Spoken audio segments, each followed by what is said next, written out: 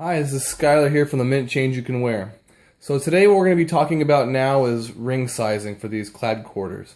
Last time what we did is we actually took it from a regular quarter with a hole in it and forged it into the ring shape that we have here now. So this is what we have that we had ended up finishing up in the last video here. So this is what it looks like. It's been annealed and it's all grimy black and still has a cone shape. Here's another one.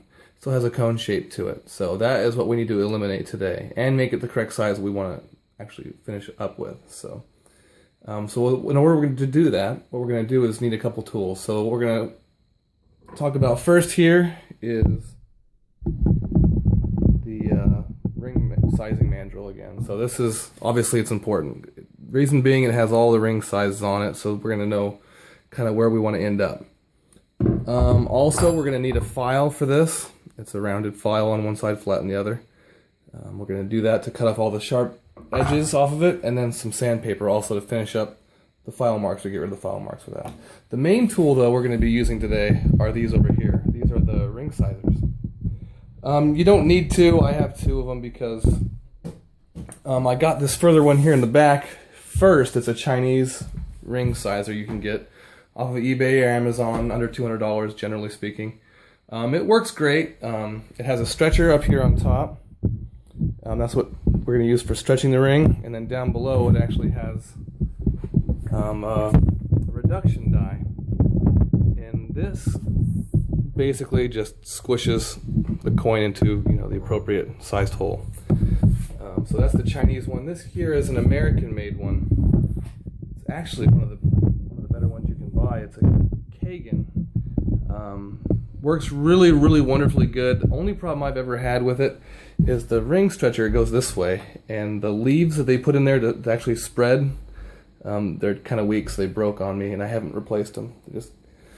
You can almost buy another Chinese made one for just a replacement of that. But anyway, what it does have in it is it's got another reduction die in here, and actually it's a little bit stronger than the Chinese one. So those are the tools we're going to end up using. If you don't have a ring sizer, you could go ahead and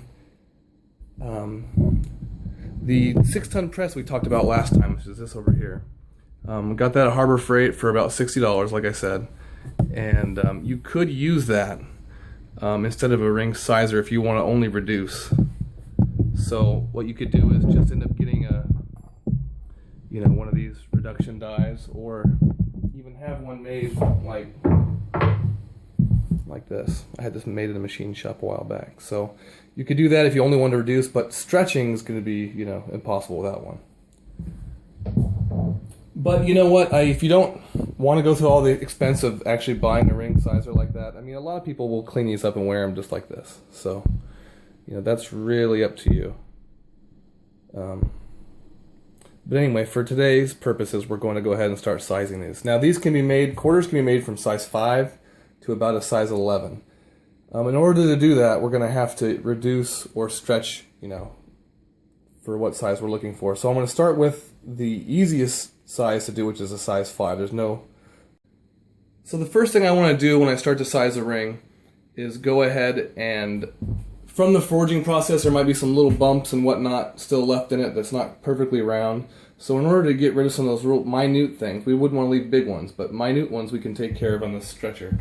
So we'll start off by just setting it on the stretcher, and it's going to go coin edge side up. So that coin edge side is going to go up on this process here. We're trying to stretch just a little bit, just enough to kind of get if there's any, deficiencies in there or anything like that. It's not perfectly round. That'll help kind of make it even. So once we've done that, we're going to go ahead and start reducing it. So here's the reduction die on the Kagan ring sizer. You can use either one will work just fine. I just prefer this one. So what we're going to do is start off by putting this coin edge side face down, because that's where we're going to be making a size 5 ring with this one. So see that flare? We have to get rid of that flare no matter what we do. So in order to get it down to a size 5, we'll start reducing it on the flared side down. And what we're going to be looking for is the appropriate hole here that will actually fit completely in. So that one, I believe, is going to be the one right there. So we're going to spin it around underneath the the plunger. And this one actually tightens down, so you get a nice snug fit. And then I'll go ahead and start by doing it once. See, now you can see we're starting to straighten out somewhat. So we'll keep going here.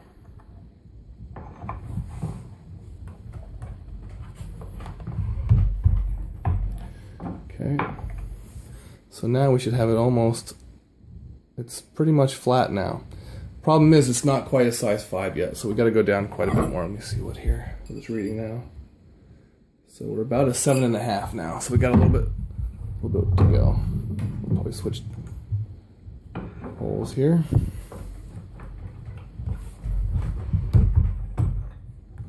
Okay, so I'm going to flip it around now.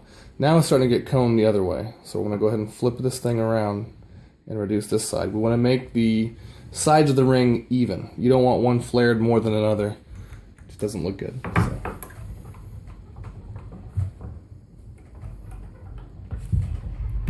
This is really the part of coin ring making that most people don't get right. And it's the most important step, or it's one of them anyway. If you're not going to have a ring that's symmetrical looking and not flared on one side or oblong on another, or you know, something like that, no one's going to want that. You really want it to look polished and finished in its final shape. Let's see where we're at now here. Okay, so now you're at about a size 6 now.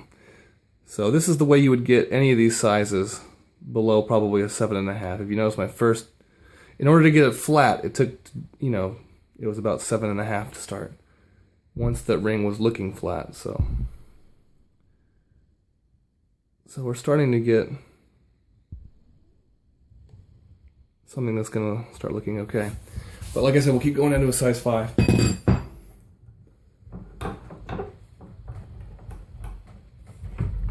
You could probably go below a 5. I just put the cutoff at 5 because, you know, they don't look as good once you get below a 5.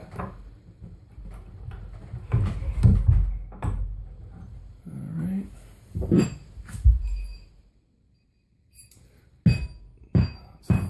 5.5.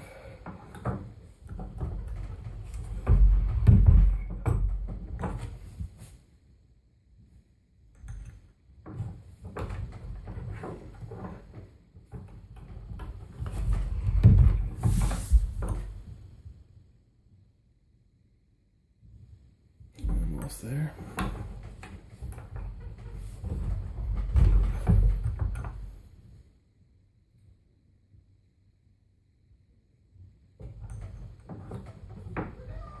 And I'm just squishing back and forth on the different sides to make it even. You want to make it even looking the whole way through. Okay. So now what we have is something that's just a little bit under a size 5. And that's perfect. We want to be about a quarter size below a 5. So we'll bring it back to a 5 here in a second. So there we go. That's a nice symmetrical, you know, all the sides are even. There's no big bumps or anything on this rim. If you don't have it perfectly round, you'll have a bunch of bumps and, you know, inconsistencies. So that's not what we want. So that's perfect. That's about a 4 3/4 now. So now we're going to go ahead and start doing some filing. Okay, so what we have here is right before we file. And you can tell this edge, now we have this edge here. That is the coin, you know, the coin edge side. We need to file the inside of that to make it not as rough, or not as sharp. You don't want it to be sharp anywhere in the ring. So there's always kind of sharp right there on that leading edge coming out of that, on the inside of that ring. So we're going to do that. We're also going to do this side. This is the hole that we punched originally in the quarter. And you can see the edges are very sharp. They're very abrupt. So what we need to do is we're going to 45 those edges on the inside and the outside to bring it in around that rim of that coin. So that's what we're going to do right now. We're going to start by filing the inside with this file here. Let me show you what we're going to use up close. This is the file we're going to use. You can see it's rounded on one side and it's flat on the other. So The inside of the ring, we're going to go ahead and file the inside with that rounded side. And then the outside, we're going to go ahead and use the flat side. So we'll go ahead and get doing that right now.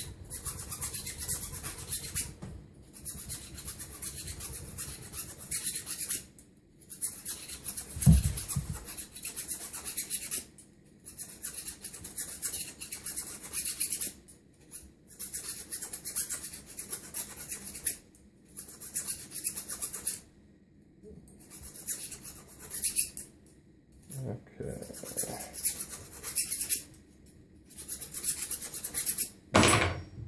Let's take a quick look at that now. So you can see that inside now has been 45 more or less. So now we're going to go ahead and do the outside of it to kind of meet it in the middle.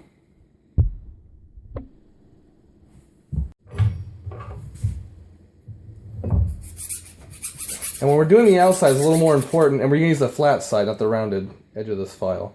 And it's important to not hit the edges of this, or the face of the ring. You don't want to have any file marks in the, in the detail of that coin ring.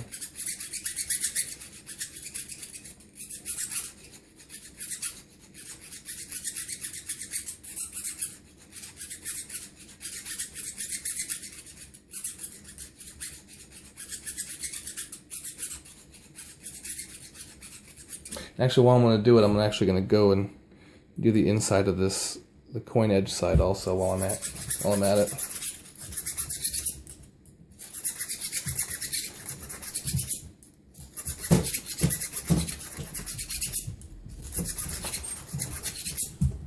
Okay, so let's take a look at it again. All right, so you can see now that the sides are a lot more rounded. So all the sharp edges are removed from it now. So now it'll be comfortable to wear. If you look on this side also, you can see the inside has been, all the sharp edges have been filed off of that one side also. So the next step here is to get rid of those file marks with some sandpaper. What I use is this 320 grit sandpaper here, and I just cut a little chunk of it off, and we'll go ahead and start sanding the inside of it now. So you can see all you do is just take a little piece and then kind of bend it over like that, gets right in the ring, and then spin.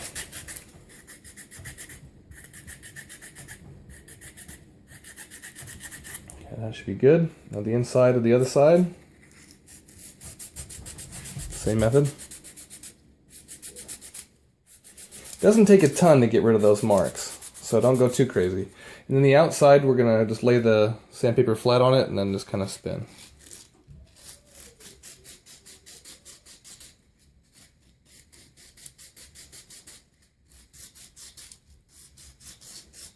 Okay, so let's take a quick look at it.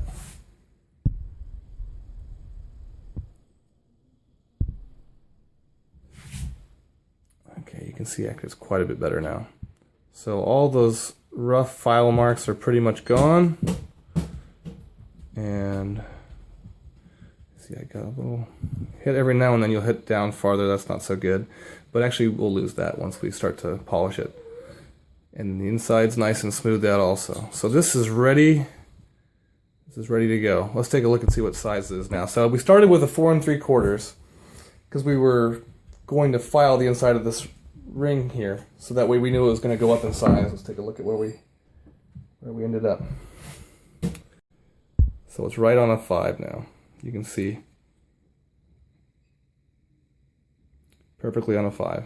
And also, when you're sizing these coins, one size of this quarter is going to be bigger than the other. So this side with the coin edging is thicker than the middle of this coin.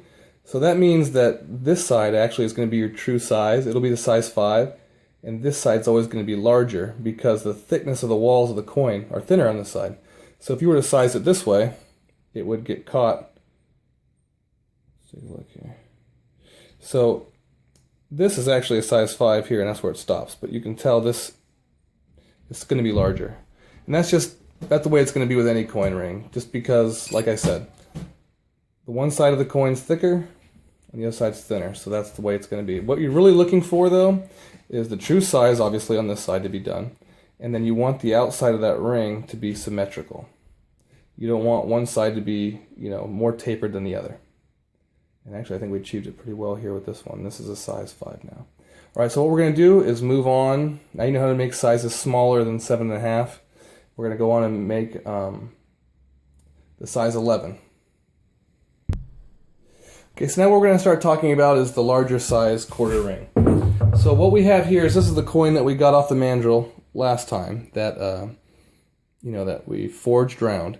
And the idea here is we're going to have to check to see what size it is right now. So right now it's sitting at about an 8 3/4 on the mandrel. And when it comes to sizing, the real goal is obviously to get the size you want, but also another goal is to get rid of this taper. So you see the taper that when you come off the mandrel, it's got a slight taper. And we don't want to leave that. So what I've found with quarters anyway, with regular quarters like these, it takes a size, you have to reduce it a size and a half to get rid of that taper. With state quarters, you only have to reduce it a size to get rid of the taper. So it's an 8 3/4 right now. If I want to get rid of the taper, the smallest I could, I could make it as small as or as large as, let's see, 8 3/4 minus 1.5 sizes to get rid of the taper. So you got 7 1/4. So this would have to be 7 1/4 if we were just to remove the taper.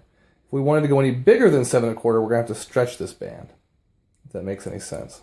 I'm confusing myself here. So what we're going to do now is I want to achieve a size 11. That's my biggest size. Now it's going to need to be stretched a size and a half beyond the size I actually want to achieve because I have to remove the taper. And like I said before, you have to have a size and a half to reduce in order to get rid of the taper. So if I want 11, I have to go to a 12 1/2. Say you wanted a size 9 ring. So you'd have to stretch it up to what? A size 10 1/2. So it's going to be a size and a half each time. So go over your target size by size and a half. So we're going to go ahead and move to the ring sizer and go ahead and stretch it out. Okay, so here we go. We have the ring that we started with. Like I said, it was an 8 3/4. So I want to bring this up to a 12 1/2 in order to achieve the size 11 I'm looking for. So now what we're going to go ahead and size this up. This thing stretches, makes this thing fatter every time you stretch it out. And so as we're bringing this ring down, we'll stretch it and twist the ring slightly. Stretch it, twist it slightly. And that's just basically, you don't want to stretch the same area and the same leaf over and over and over again. You'll make a thin spot. It'll be irregular. So as you just give it a quarter turn or so every time, and check your progress as you go. So we've stretched it up to a size 11 3/4 already. We're going to get to a 12 1/2. All right, we're about 12 1/4.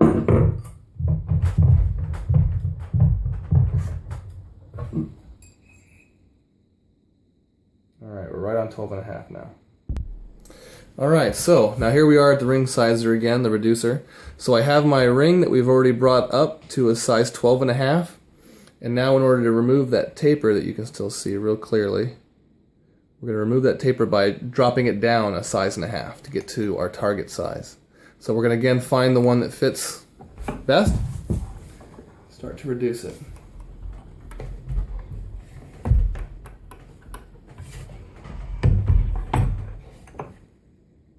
And every time I reduce it, if you noticed, I'll turn it 180 degrees. That might not be necessary, but I'm just worried that this isn't applying even pressure. And I wouldn't want my ring to become wobbly, so I always turn it 180 degrees every time I remove it. Okay. Let's take a look at where we're at here. Okay, so right now I'm sitting at a size 11. I want to bring it down another quarter size because I'm going to file that inside again.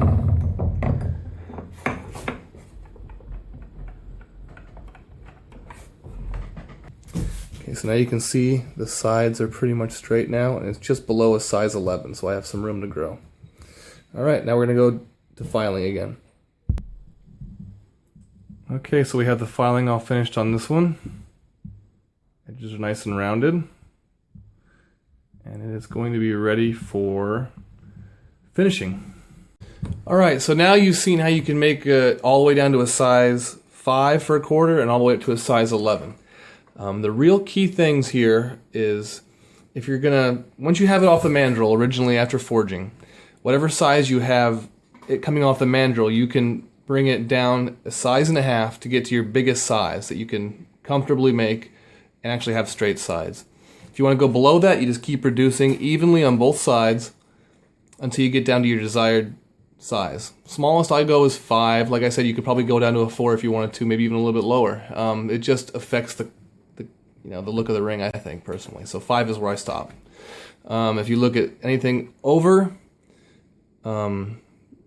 anything larger, you can go up, stretch your coin up to a size and a half beyond the target size you have. So if you want to make a size 10, size it up to 11 and a half, and then bring it back down a size and a half in order to get to your target side with nice straight sides. If you're dealing with state quarters, it's only a size, so you have a size variance there. So if you want to make an 11, bring it up to a 12. If you want to make a 9, bring it up to a 10, and then reduce it back down that size. So that's pretty much it for sizing clad quarters. Thank you for watching. Okay, so we've gone over how to make the hole in the quarter, how to actually forge the quarter into a ring shape, and now we've actually gone through the sizing. The next step we're going to have here is actually finishing the quarters. We're going to come up with a nice polished finish at the end of this, and that's going to be my next video. Alright, thank you for watching.